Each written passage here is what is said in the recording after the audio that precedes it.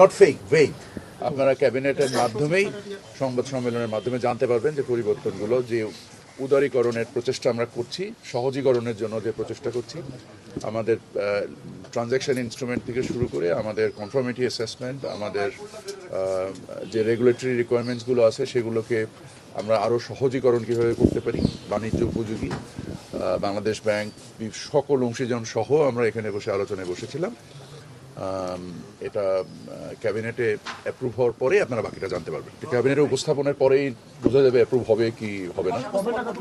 আমরা খুবই শীঘ্রই চেষ্টা করছি আর কি, আগামী ক্যাবিনেটেও চেষ্টা করছি, না পারলে তার পর ক্যাবিনেট ইনশাল্লাহ। আপনি যদি বিগত 5 বছরের আমাদের রপ্তানি বা আমদানির চিত্র দেখেন, আপনি বছর ভিত্তিক ওঠানামা দেখবেন, তার পরিপ্রেক্ষিতেই হয়েছে। আমাদের প্রয়োজন, আমাদের আমদানি প্রয়োজন, আমাদের অর্থনৈতিক সক্ষমতা, আমাদের রপ্তানির উদ্দেশ্যে আমদানি, সকল কিছু মিলিয়েই আমাদের এই পরিমাণগত যে পরিবর্তনগুলো হয়। তো সেই ক্ষেত্রে আমরা এমন কোনো কিছু দেখছি না, তবে আমাদের বিভিন্ন রকমের ট্রেড মেজার্স নেওয়া হয়েছে। আপনারা জানেন যে আমাদের কিছু বর্ডার মেজার্স দ্বিপাক্ষিক বাণিজ্যের ক্ষেত্রে নেওয়া হয়েছে। সেটা কোনো ইম্প্যাক্ট এসছে কিনা আমরা এই মুহূর্তে স্পষ্ট করে বলতে পারছি না।